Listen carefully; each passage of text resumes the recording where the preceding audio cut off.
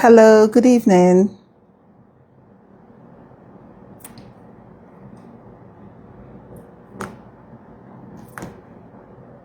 Hello, good evening, and welcome to another Thursday night live with Chef Brackman.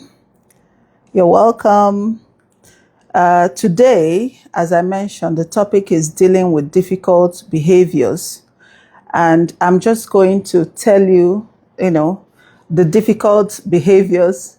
Hey, some difficult behaviors, and I have taken a behavioral course and how I'm trying to mitigate it. So,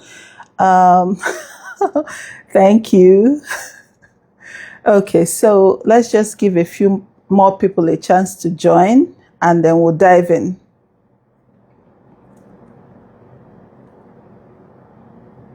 Oh, thank you so much. Thank you. How are you guys doing? Did you have a great week? Can you hear me well?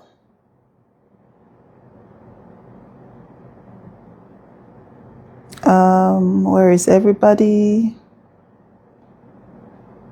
Okay, so we're going to get started. I was hoping to have more people before I get started so I don't have to repeat everything, but okay.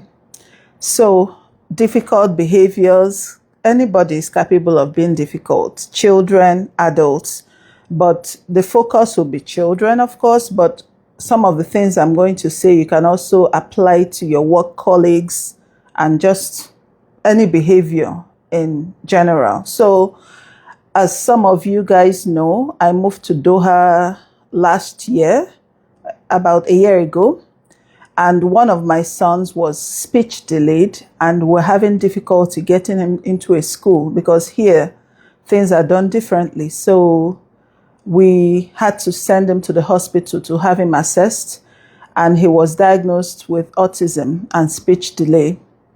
And since we got the diagnosis, unconsciously, we started to cut him a lot of slack. And I know that a lot of people on this, my forum, also have children with special needs. We know that there's a very thin line between the behaviors that is as a result of autism and being badly behaved. So as we started to cut him a lot of slack, the siblings, because he's part of a triplet, his brothers started to pick up some of the bad behavior. Like sometimes we'll try to have dinner and he will climb the table and try to walk across the dining table. And the brothers see that he gets away with it, so they try to join him. And in the night, he wakes them up, they come to my room. So every time he gets away with stuff, they try it as well. But even with the feeding, so my son has never understood noodles or pasta. He has never eaten them because anything that hangs off the fork, he doesn't eat. So luckily for me, he likes gari, which is a Nigerian dish we serve with soup. And it's very easy because you just need to put hot water in the gari to make the soup. And I always have soup in the freezer. So any day I cook pasta or noodles, I would generally feed him gari. And then the other siblings thought it's now their cue to demand something else apart from what is served. So sometimes you cook rice, someone says, I want pizza from the freezer. And I'm like, it's a no. What you're going to eat is what is cooked or gari. Gari is the only alternative meal in this house. So at some point, the behaviors were getting out of hand, unmanageable. I have 5 kids, triplets and twins. So when the behavior started to get out of hand, I sent my son to do ABA to get some therapy as well. And I contacted them to see if they can coach me as a parent to know how to deal with these behaviors. Why are these behaviors occurring? Why are they occurring frequently? And how can I mitigate it? So I had a behavioral course for 9 weeks where I will have an assignment to bring in the most difficult behaviors I have witnessed all week. Then we will analyze it and come up with a solution or a program on how to manage it. So I'm just going to, I know because every day I have conversations with members of this community individually, and sometimes I have to repeat something I've said to one person to another person. So I just thought that this lives is a way to just have this conversation and have it out there so that we can all benefit from each other. So at some point, I will ask for people who have experience to also join on and share what they know. So yes, in dealing with difficult behaviors, the most important thing is understanding the function of the behavior. So what I learned in this course is that every behavior has a function. And the moment you understand the function of that behavior, then you can plan for how to tackle that behavior. So the first, and then there are several functions of behavior, but there are four major ones. The first one is attention. The person doing that behavior wants to gain interaction, recognition, or a reaction. And reaction can be both positive or negative. So if you're used to yelling at a child, there are children, funny enough, it becomes a game. When they do something, they provoke you until you yell. So that consciously understanding that this child wants attention, even if it's negative.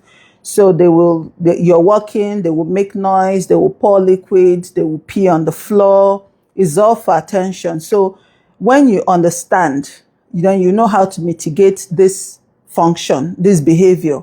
So if it's attention, you try to reward positive behavior and give minimal attention to negative behavior. That's the first one, attention. The second one is to escape or avoid something. So there is something you want them to do. They don't want to do it. So the second function is to get away from something. So basically, it's bedtime. They don't want to sleep. They want to avoid going to bed. So they might cry, they might throw a tantrum, or they're refusing to do homework because it's difficult, or even for adults, you avoid meetings because you're afraid, you don't want to speak up. So there are different reasons why different people have this behavior. So it's avoidance. So you have to understand, I teach the child coping mechanisms, and sometimes the strategy is you understand they're trying to avoid something. So either you break up the task into smaller pieces, or you find a way to manage it. And then the third function is for access. They want something. So I've told you, either they want attention, they want to get away from something, and now they want something. They want tablets, they want TV time, they want to go out with their friends, they want ice cream, they want chocolate, they want cookies, they want something.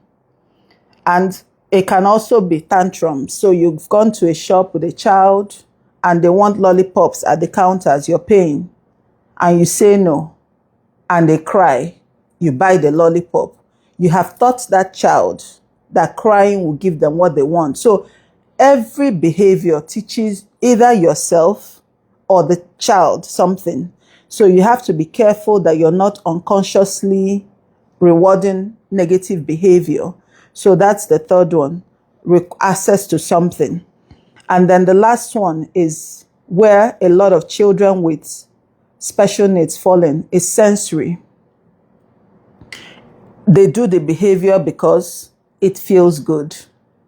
It reduces discomfort and it meets a sensory need.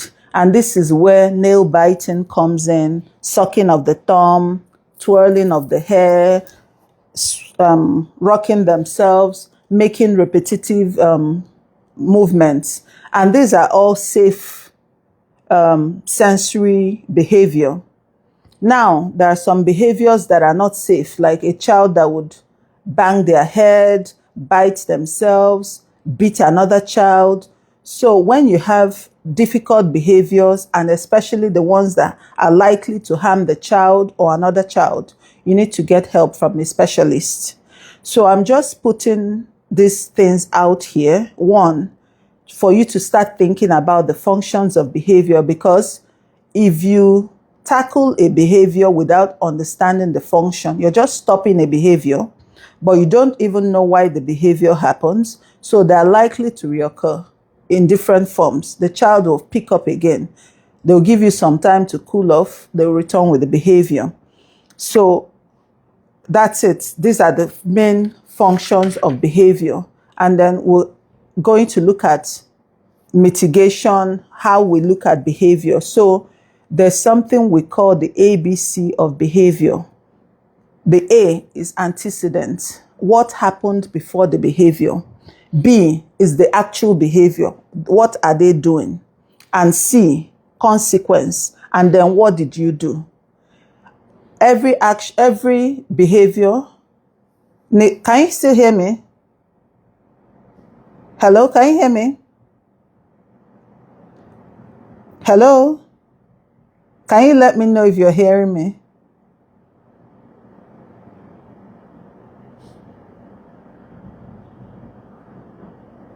Okay, thank you.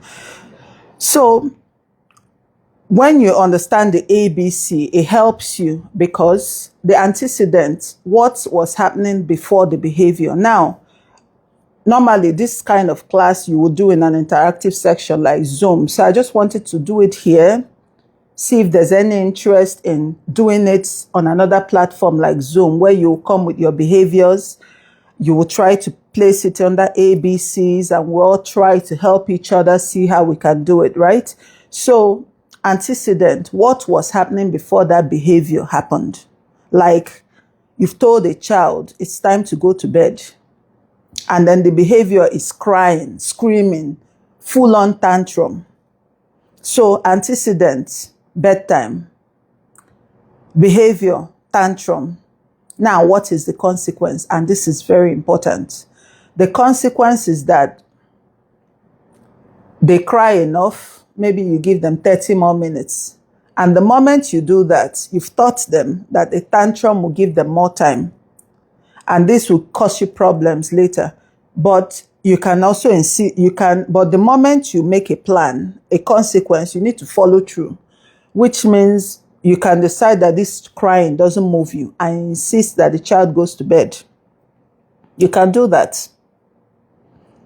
And you have to stay consistent because anytime because next night they will cry more, they will increase the tantrum, they will try to weigh you down. So this is how it works. Also for adults, maybe you had a very difficult day at work, you come back, you overeat, you eat half a tub of ice cream. It's a short-term relief, but it feels good. You feel comforted. It's a behavior. A teacher comes into a class and announces a last-minute test. Children shout, they throw tantrums, some cry, some are anxious.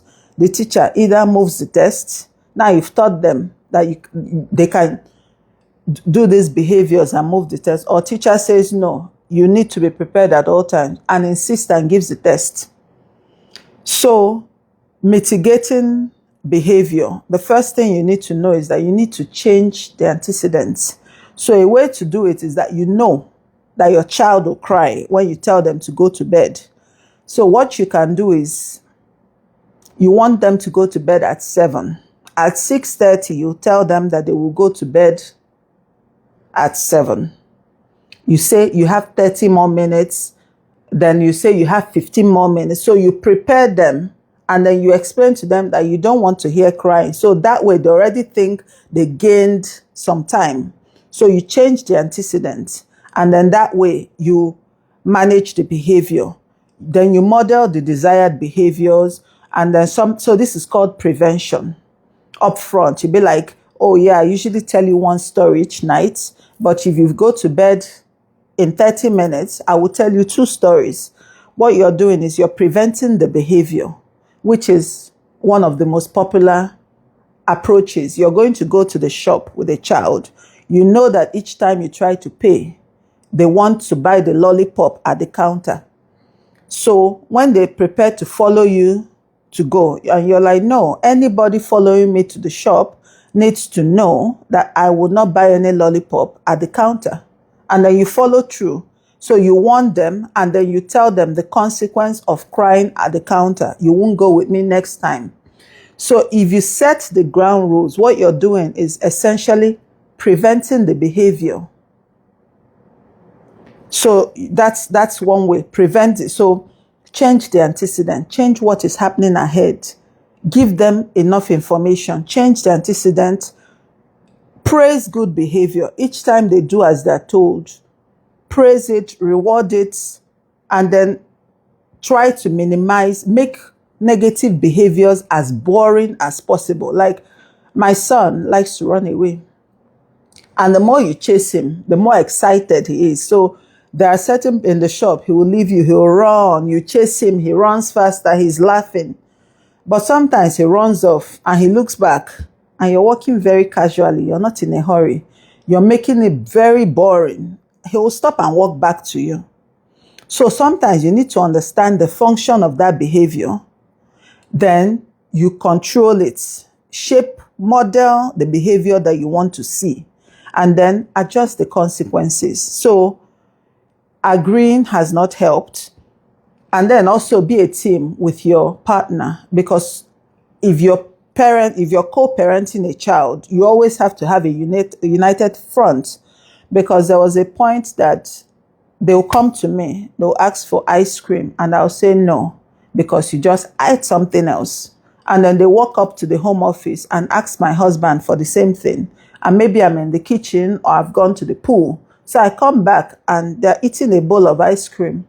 And I'm like, I told you not to. And they said, Daddy said I should. So I have communicated it with my husband that each time they come and make certain requests to you and I'm home, you need to check if they've asked me. Because children learn fast and they can be manipulative. Like my son, there was a period that his sensory request was being given a piggyback ride, and he wants to get on your back by every means possible. And he knows that I like him to kiss me and hug me and, that kind of stuff. So I'll try to kiss him. He doesn't want. But then when he wants a piggyback ride, he comes to me, he gives me a kiss, and then he climbs on my back.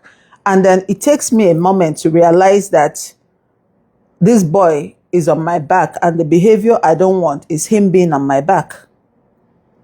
And then lately I've been receiving reports from his school. So I know that he's using words in school, because they have the reinforcers and they have a way to ensure that he requests things that he wants. So he has to request for his water, for his snacks, for books. He has to request things. So he's requesting and using words in school. Even sometimes I get videos, he's counting 1 to 10 in school. At home, he does not use any words. So it's been a challenge to us trying to reinforce what he's learning in school. So I know he likes cookies. Last time he came to me, he wanted a cookie. So what he does at home is, instead of saying the word cookie, he drags you to the cookie cabinet. So I sat there. I refused to move. He tried to drag me, tried to drag other people. We were not doing it. And then eventually I said, what do you want? He said, a cookie. I said, what do you want? He said, a cookie. And then I took him, I gave him the cookie.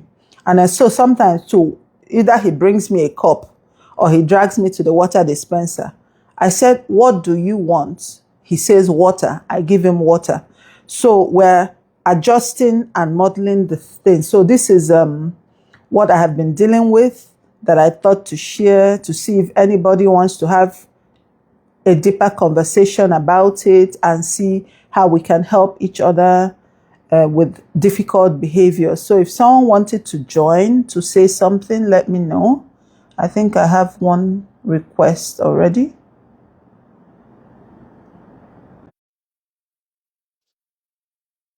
Where are you?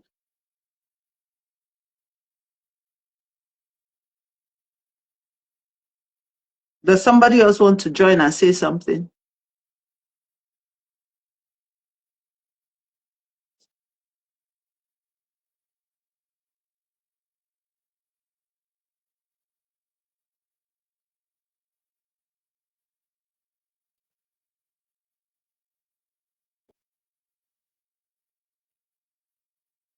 So I don't know where she is, the lady that wanted to join. So that was what I wanted to discuss. that I've been dealing with a lot of difficult behavior. I have taken a course to do it. I want to encourage anybody who is dealing with very children have special needs, and if the children tend towards self-harm, to get professional help. How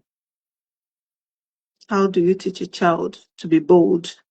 You will have to give me context for the boldness. It's are they not speaking up and that kind of. So it depends on. I'm not sure what you mean for the. If I had an example of a behavior that you're trying to get the child to do, then I'll know how to explain this. Thank you too, my sis. So yeah, and we can also chat later about it to get a better understanding what you mean by how to teach a child to be bold. But yes, both for adults, both for children, so I want to reiterate that has a function, and you must understand the function of that behavior to be able to help that child. So is it attention? We're in this era that parents are on their phone, we're on Instagram, we're on TikTok, we're busy. When some of us grew up, even TV started at 4 o'clock. Who remembers that time? Who is as old as myself? TV started at 4, and then there was child program, those kind of things. Then by 7 o'clock news, you're expected to go to bed. So screen time was limited. Parents had more time with you. They read more with you. They did more things with you. But now, parents are often quite busy with their phone, with their work. Most homes, both parents are working. So children are finding all kinds of attention-seeking behavior, which can be to explain that the younger your child is, the more sympathy you get from other people. The younger your child is, so you have a 3-year-old in the plane kicking the seat in front of it. The person in that seat might turn around, smile, wave at your child or something. But when your child is 10 years old and still kicking the seat in front of them, the person in that seat is more likely to be annoyed. And when your child is of tantrum, you have no sympathy. People are more difficult with you. So it's better to start teaching them a different behavior to manage some of these tantrums early. So attention, either give them attention or give them something else to do. So sometimes you're really busy, you have to work from home. This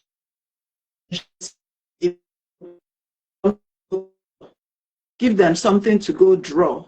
Give them something to do. Give the attention, but remodel that behavior to manage the tantrum. They want to get away from something. They have to do their homework. They have to go to bed. So you have to be firm and you have to model the behavior. They want something. Everything that they want.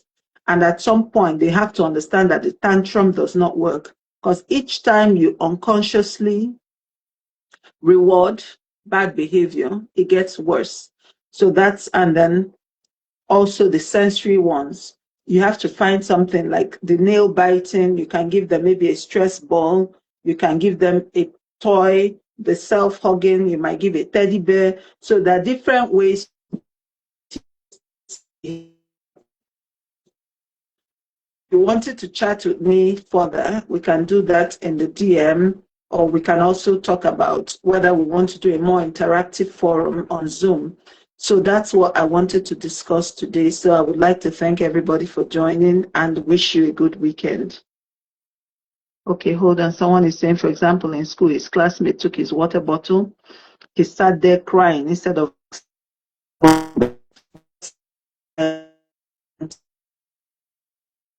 okay. At home, does he have older siblings?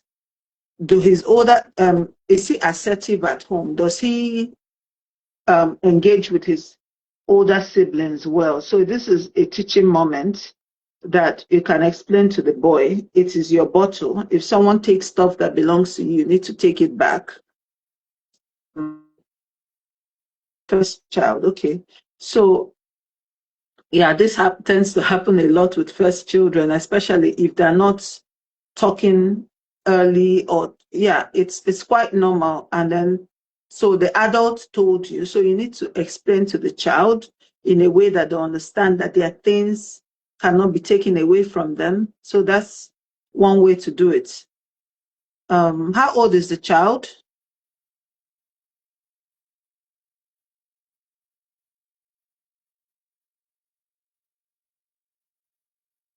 How old is the child? 5. Okay, it's about that age.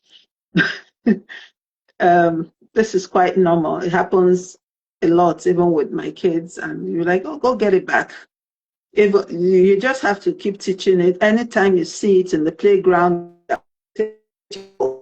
to tell you, like when the boys, the triplets are 4 years old, so they come to report each other to me. This person pushed me. They go push him back. This person took the pencil I was with. Go take it back.